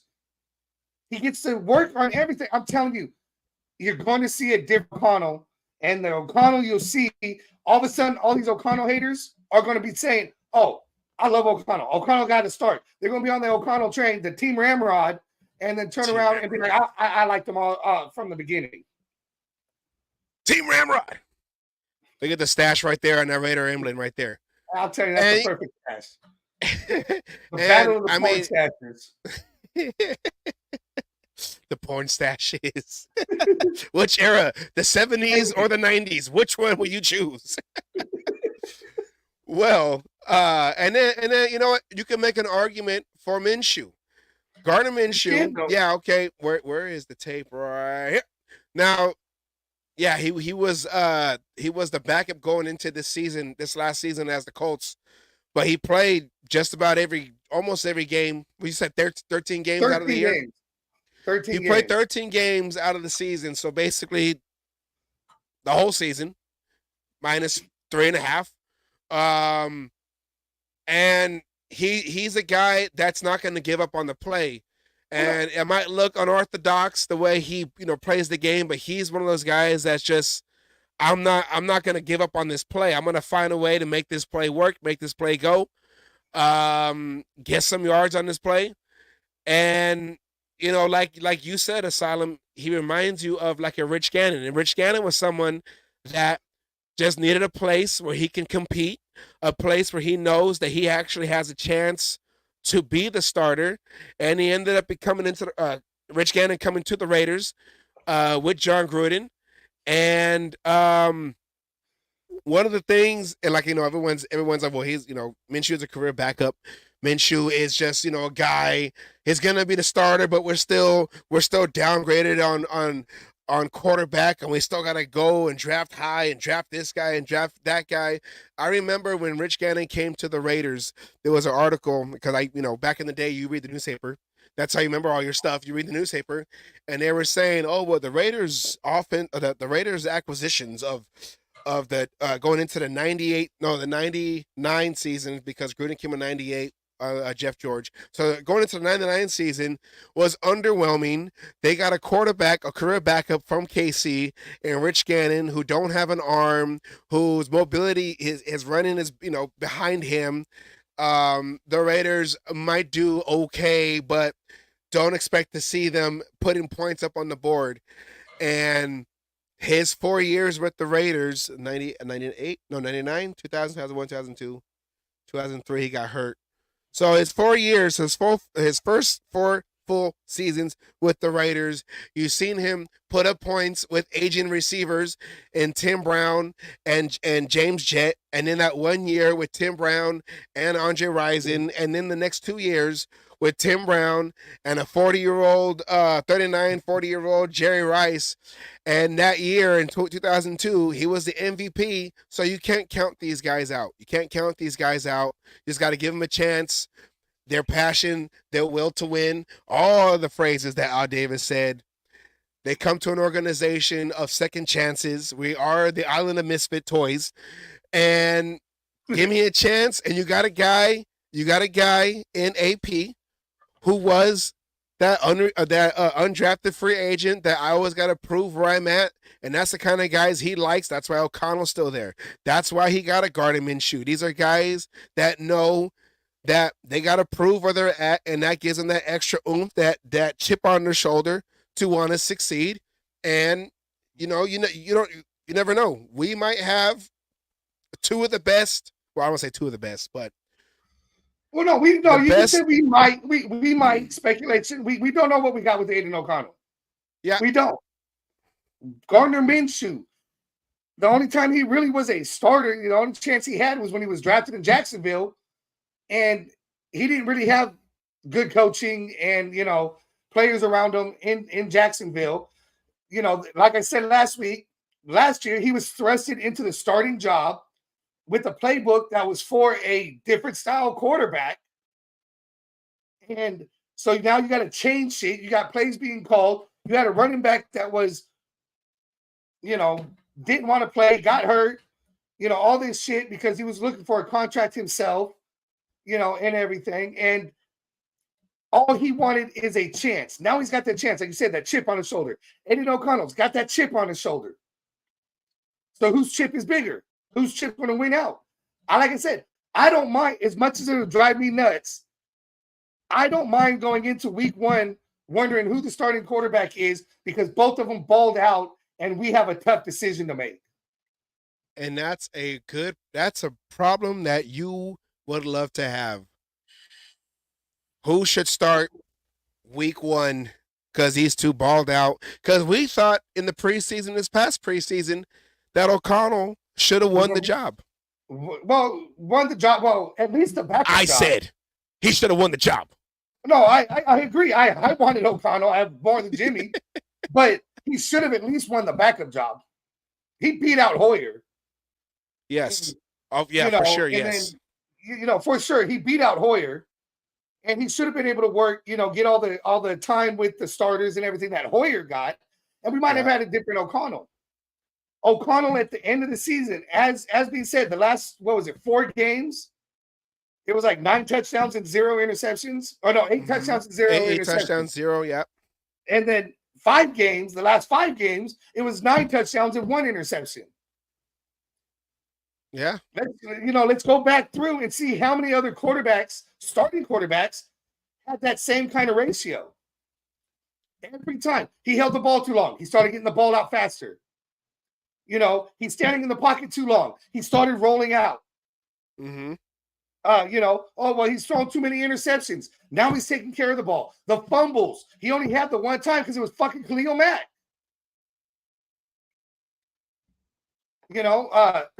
So we don't know what we have. We both say we have our starting QB in AOC. AOC. But I know I said it. It's okay. We say we have it. We see the things. He may turn out and fall flat on his face this year. I don't see it happening, but it could happen. It's the NFL. But he has at least a veteran presence behind him to, 1, push him, and 2, be able to coach him. I don't see Minshew being, he beat me out. I'm just going to sit here and not do shit until it's my turn. Minshew's going to go out there and help him every bit that he can. Hey, This guy's moving too quick. The minute you hit your back foot, start sliding to the left because he's getting there. You slide to the left, you're going to get 3 more seconds and you'll be able to get that ball out with no interference. Yeah, and well, I'm saying, like I said last year, and I know we were pushing for the playoffs, but I kept saying, you know what, let's not focus on the playoffs. Let's just focus on developing these guys for this next upcoming season, because it was a lost year with McDaniels. If they would have fired him 3 games earlier, then yeah, okay, let's push for that playoffs. And I know we were 1 game away, and we lost to Gardner Minshew in that Colts game, which basically knocked us out of the playoff contention. Mm-hmm. But I kept seeing it as, this is just an extended preseason. O'Connell's getting his NFL reps, his NFL experience out there, going against 1s and 2s, whatever, throwing to his 1s, to the Jacoby Myers and the Adams out there, and so that's why I kept seeing it. And then you have AP, who was the interim. So basically, that was his preseason, and I think that's what people are not really seeing is the Raiders basically had a long extended preseason going into this coming up year, and now they're You had rebuilding the AP team. going at the start of the season within the first 2 games, kind of a thing. It's a whole different team. The best thing AP did was keep Aiden O'Connell in those games. Yeah. To start those games. That was the best thing he did and the best thing he could do. Yeah. And everyone kept saying against that in that Minnesota game, oh, you should have threw in Jimmy G because look, da-da-da-da. And if you do that, you're gonna mess up the confidence of O'Connell, and you can't and be like, oh well, NFL player, next man up.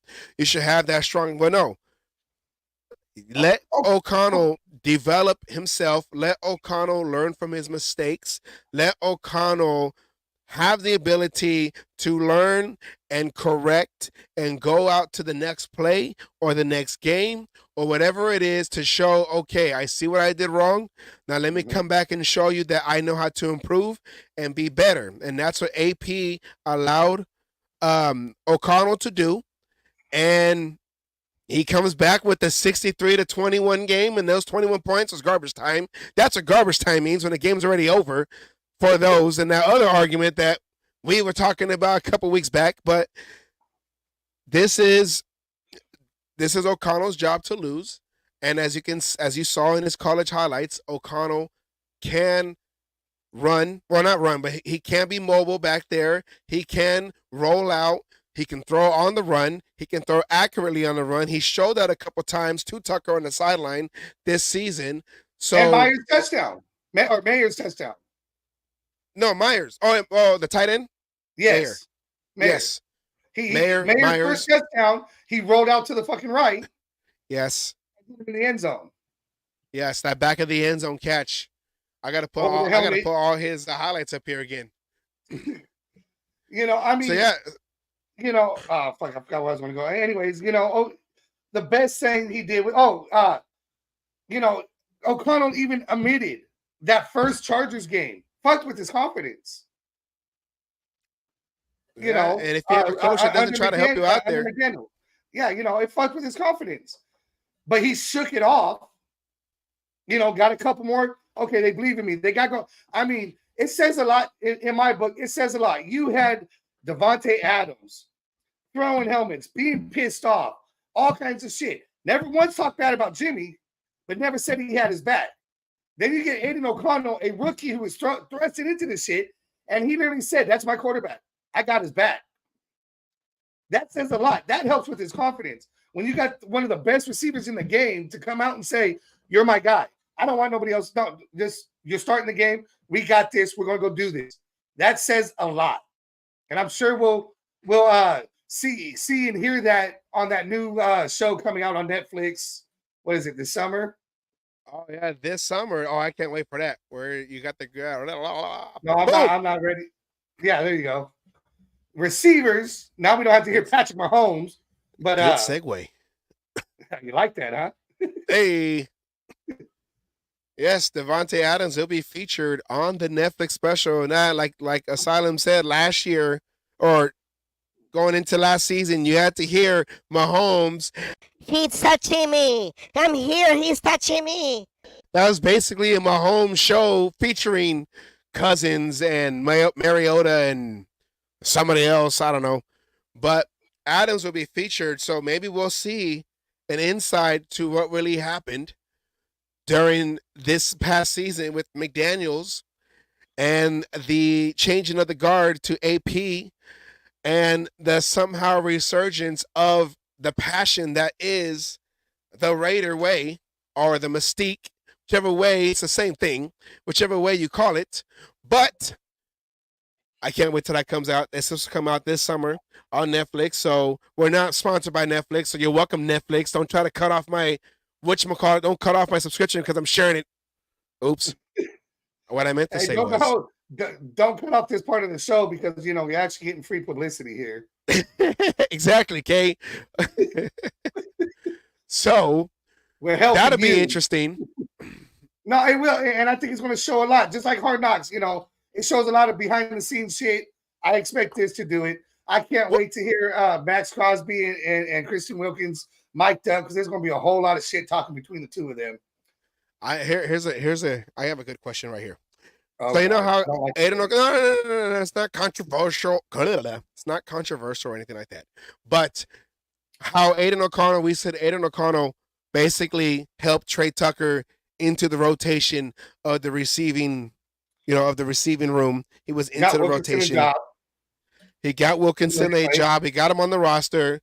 Do you believe that Aiden O'Connell saved, or I don't want to say saved, but Devontae Adams stayed here because Aiden O'Connell, and not want to get traded to the Jets or whoever? As frustrated as we saw him, like you said, throwing his helmet, slamming his helmet during the McDaniel part of that season, the inept of the offense. I think so. I mean, Devontae Adams is a professional. Excuse me. There was some close games that he wasn't a big part of. And, he said, somebody said, oh, that's an ugly win. And he's saying, hey, a win is a win. Just win, baby. A win is a win. Ugly or not, it's a win. But, I'm sure he had some say into maybe starting O'Connell over Hoyer and Jimmy. That could be, with AP. But you saw once O'Connell came in, you saw a different Devontae. You saw a happy Devontae. I mean, even when shit wasn't going his way, you saw him a little frustrated on the sidelines, but he didn't stay frustrated. He was frustrated about a play. He was frustrated about something. And then all of a sudden, when they pan to him on camera again, he's laughing, joking. When O'Connell would make a mistake, he'd walk up to O'Connell and say, and we're going to assume what was said, but I'm sure he would say, shake it off. We got this. Don't worry. I got your back. He believes in O'Connell. He saw something in O'Connell during the practices that he wanted to play with. And that says a lot about a rookie, in the season, because he could have easily just played out his season and, like everyone said, oh, I want to be traded. You're not going to trade me? Well, I'm going to sit out. Or I'm just going to I'm not going to try. But when did you see him not try for O'Connell? Yeah, I mean, just in general, he was going out there with a busted shoulder, still trying to make plays.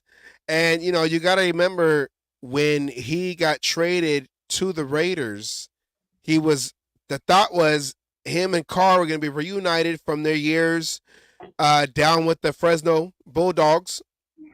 And in college, he came to the Raiders because he wanted to play with Carr. He wanted to play at Carr. I don't know if McDaniels used Carr to bring in Adams. I don't know. We like to say, conspiracy theories and all that with McDaniels because of his track record just with the Raiders alone. But you bring him in, then you ship out Carr. So now Adams, who came to the Raiders thinking he's going to get reunited with a quarterback that he has won a championship in college with, they're going to go places with this offense and the talent that they had at receiver, or with Josh Jacobs and all that, the talent they had on this offense, that they were going to go places. And it just seemed like McDaniels just gutted the whole team. And Adams is probably thinking, like, this is not what I signed up for. We're not winning. I'm not getting the ball. We have no answer at quarterback with Jimmy G, who's constantly hurt. And then with Hoyer, who there's a reason why he's on a new team every year. He was on the Patriots like 15 times. They thought it was going to be the starter with the Browns, and that didn't work out. So there's a reason why these players are who they are. And, there probably was, right before they fired McDaniels, he said, I need a change of environment. Yep. So AP comes, takes over, interim, starting O'Connell. And it seemed like even though there wasn't times where Adams got the ball a lot, but he saw something that he liked because he wasn't throwing his helmet or slamming his helmet on the bench like he was under McDaniels. And now going into this offseason, and the Raiders bring Getsy, who he is familiar with the Packers. I mean, there's a lot of guys. Like I said, he saw something in O'Connell. Maybe he saw a little Derek Carr in O'Connell. Yeah, the number 4. Not the number 4. But no, I think, and the work he was putting in. Everyone's thinking, or probably thinking, there was one thing we didn't get to see a lot, and that was practices and everything. The Raiders kept that close to the vest. But the work O'Connell was putting in. Now imagine the work he's probably going to put in now. Imagine training camps. Who's not to say he's not working with Adams right now on the practice field or in the park, wherever they're able to do, because they can't, because of the rules and everything. They can do their own shit. But who's to say he's not throwing to Adams now to get that rapport? Yeah. He's one of the guys, one of the they said like 20 plus guys that, when AP got hired, they were all in the locker room, They were all in the weight room preparing for this season. They all voluntarily went in there. Max couldn't because he's just coming off of his surgeries on his thumb and his leg. His knee. Yeah. But O'Connell's one of the guys that he's going out there, and like you said, Hondo Carpenter, Sports Illustrated reporter, he's saying that O'Connell, he can roll out. O'Connell, he can be mobile. They just got to give him a chance. Now with an offense that he's going to start from scratch from the beginning, or not start from scratch, but start from the beginning, starting, in OTAs and all that with an offensive coordinator that sees him as the starter. I got a question for you on this. Being O'Connell's, it's O'Connell's job to lose. Yes. Is he in the best position now than most quarterbacks who are in this situation with having a new offensive coordinator? I would say yes, he's in the best situation because, one, he knows to an extent that he is the starter. So that's one. He's going to be working with the offensive, the starting receivers, and one of those receivers being Adams, who has familiarity with with the offensive coordinator Getsy, where your number one primary receiver that you're throwing to can tell you how this offense should be ran and where you're going to find me on the field and this and that. So, and then he's getting, starting from day one. Plus he has the experience from last year going against these teams, especially the teams in the AFC West, because he played every one of them. The Chargers twice. The only team he didn't play twice was the Broncos. But I say yes, he's in the best situation. And we can see a whole, a complete 180 for some folks who didn't believe in him, turn around and be second-year guy taking over the West. Take over the West? Be the guy in the West? Compete with Patrick Mahomes? Oh, yeah. Maybe even smacking around Patrick Mahomes for a second time? Oh, yeah. Right? I mean... I'm here. I mean, AP's 3-1 against the division. Yeah, and that one loss was against the Chiefs that he got his revenge on Christmas Day. On Christmas Day. Shut your face. Everyone talks about. We beat the Chiefs with only passing the ball, with only having, 9 completions? No completions after the first. But everyone's complaining. But then even AP said it. Why did that happen? AP said he changed the game plan, in the second quarter. And what's the one thing we see that we bitched about as Raiders fans time and time again coming out of halftime? We never fucking made adjustments. Mm-hmm. And he did it in the middle of the game, and it won us the game against the eventual Super Bowl winners. The last loss they had was against us. Yep. If it wasn't for us, they might not have won the Super Bowl. God damn it. But you know what? I'll take that win any day. Well, I still love seeing that Jack Jones interception for a touchdown because I'm always in the highlights. This year coming up, I mean, everyone, you want to talk about like Josh Jacobs in his prove-it year 2 years ago.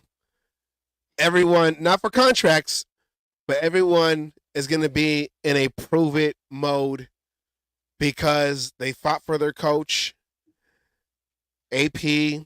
They know that everyone's going to be counting against them. Everyone's going to be saying, "Oh, the Raiders made a mistake. Keeping AP and not trying to get Harbaugh. The Raiders made a mistake.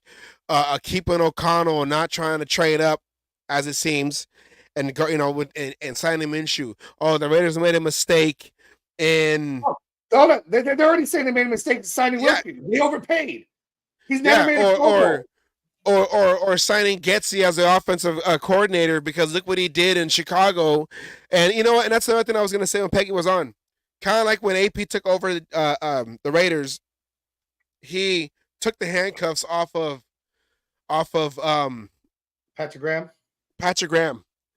Who's to say Eberflus in Chicago didn't have Getsy run plays that he wanted to run, that Eberflus wanted to run? Who's to say AP don't be like, you know what, Getsy, this is your offense. You're the offensive guy. You do what you need to do to make us win. Takes the shackles off of him. Who's to say that he didn't have a 100% say so, 100% control of his own offense in Chicago? So we don't know. We don't know. Time will tell. Any given Sunday. That's why you play the game. Yep. Al Pacino. Any given Sunday. Nope. Willie Beeman? Nope. Okay, whatever. You got to remember, we got some young guys. We got some older people, but we got some young guys too. Some people don't know what that is. Yeah. Willie Beeman. Okay. So like I said, we were supposed to have a guest, but Peggy, you're not going to stop Peggy, Kay. You're not going to stop Peggy. Now, and the better question is, do you really want to stop Peggy when she's on that roll? Oh, no. You don't want to. That's like trying to tackle. That's like Bosworth trying to tackle Bo Jackson. Nah, you just no. It's not going to happen. No. She's running out that tunnel. She ain't stopping. So, but we will have him next week. As we will prepare for the draft, like we said, this next couple of weeks we'll be talking about Raiders needs, position wise, of course, offensive line, DBs. Who else do we need? What other position? I think that's the linebacker maybe too. Another linebacker maybe. Even though they did apparently re-sign one, I'm not even going to try to say the name. I don't remember it, and I don't want to butcher it. We'll have to look into that. Maybe a running back. You draft a running back, maybe. Depth. Running back by committee.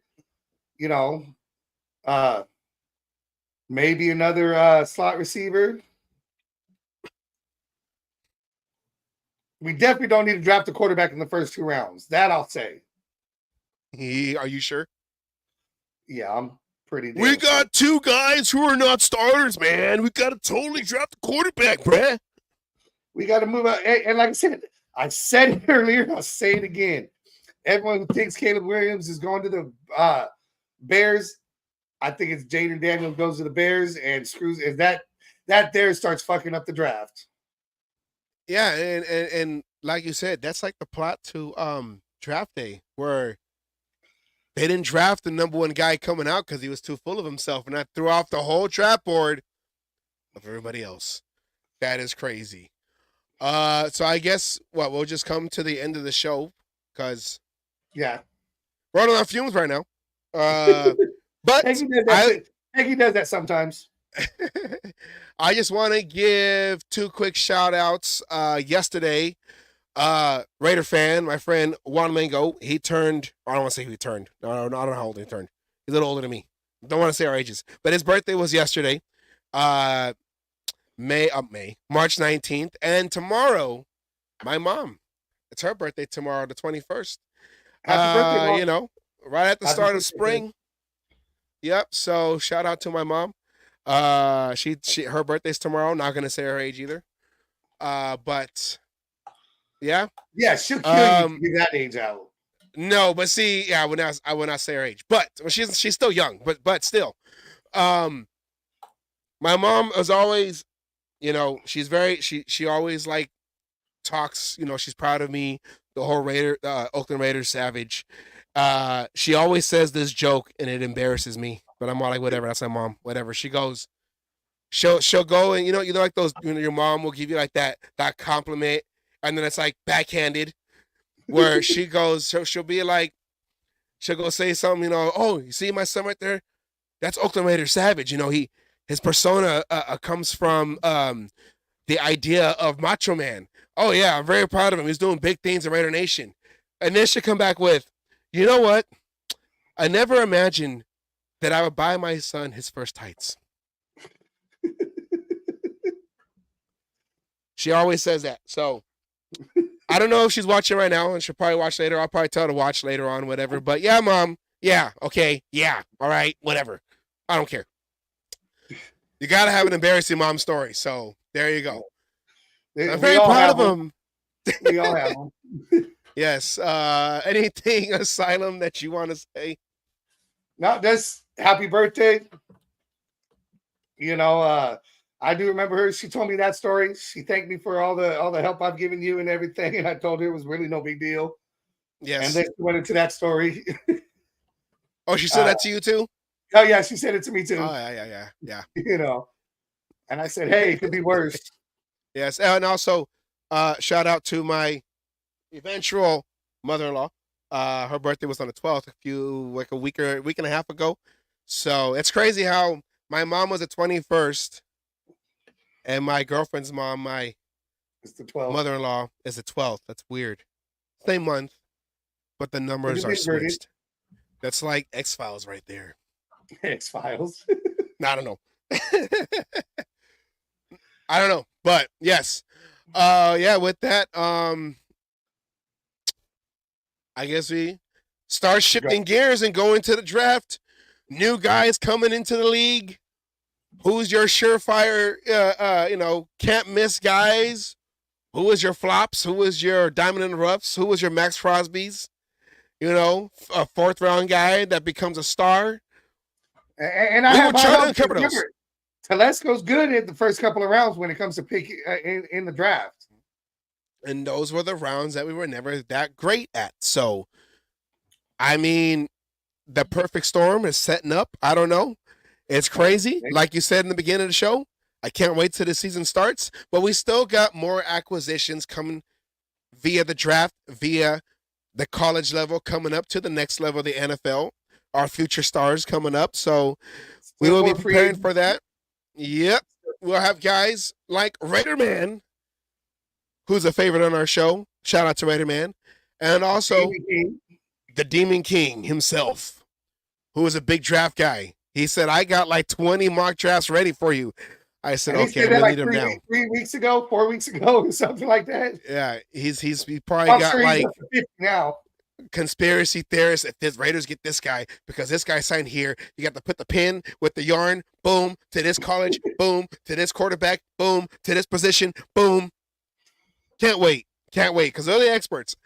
We need to learn our college talents coming in. We need to learn that. I bought a magazine that talks about the college players, so I'll be reading that, highlighting some stuff. We've been having graphics for them and all of them. I think the way we're going to do it, talk about the offense first and then go into the defense. And then that week going into the draft, where's the draft at again? Detroit. The draft is in Detroit, where Amik Robertson went to.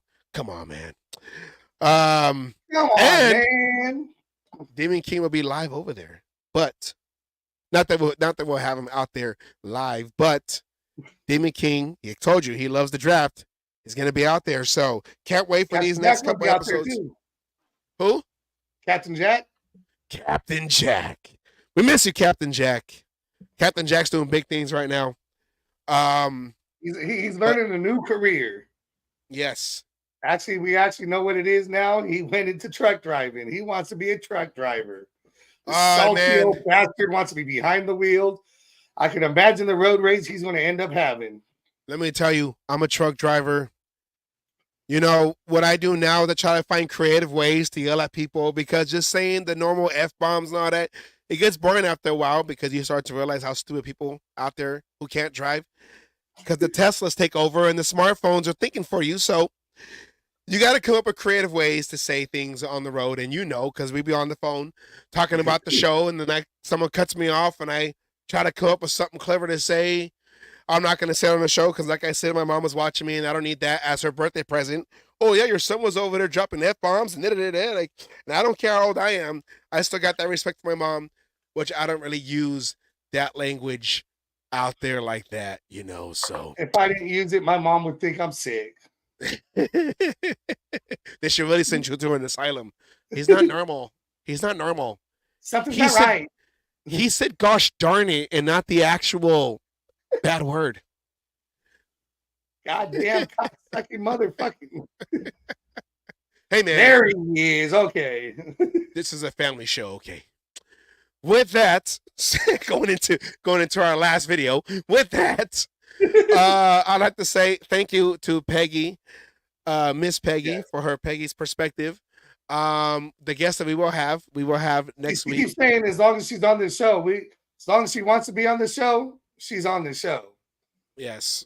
I don't care if she takes over the show because that makes her job easier. Yeah, that less pressure on us. Because she brings that knowledge and she has good questions.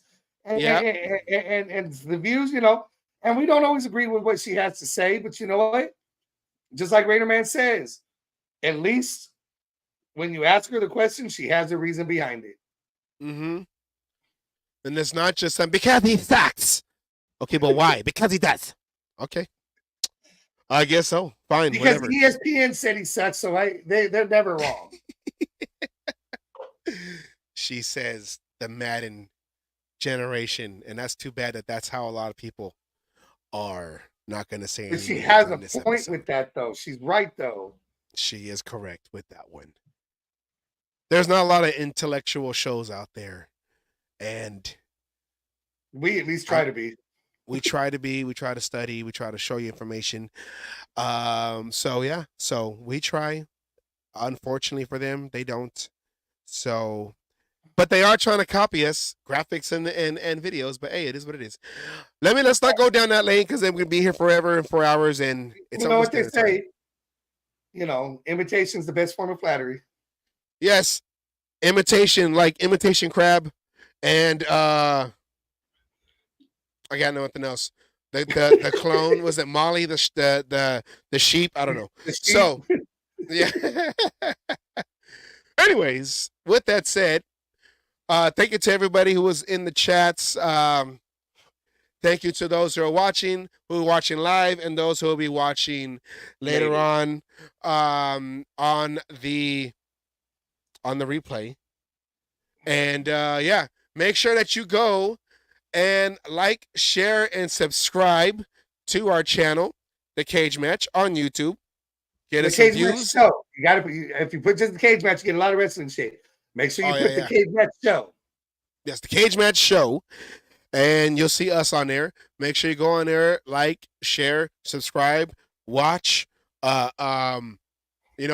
we will one day come out with merchandise, just like in Spaceballs. We're gonna have a little asylum plushie that you can take home with you that'll probably come alive like Chucky. And yeah. Yeah, you better watch out. You better watch out. Okay. You better watch out. So with that said, well, you know what? If it comes alive, trust me, you'll have nothing but a bunch of fun. Just like Gremlins, you gotta keep no water after midnight, no Budweiser after midnight for the plushie doll. Yeah, no Budweiser after midnight. No. Don't give him Budweiser after midnight, and don't spill the Budweiser on him because the water's fine, but the Budweiser, no, don't do it. You're gonna have a whole bunch of asylums running around with cages chasing you. Then it'd be really like a Chucky movie. Oh yeah, Chucky and Gremlins coming together.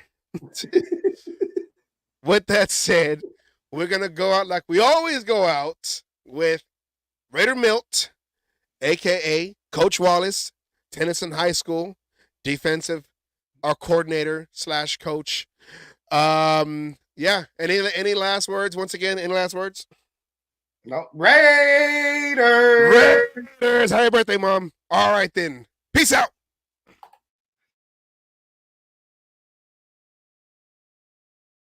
All you other NFL teams, your tailgates are weak. Your teams are weak.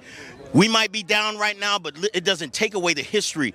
And all you Raiders out there need to know your fucking history of who the fuck you playing for and where the fuck you're playing. Damn it. Oh, and by the way, I won my last cage fight. Again, I'm still undefeated. And you NFL motherfuckers out there that you think you want some, come on and get some anytime.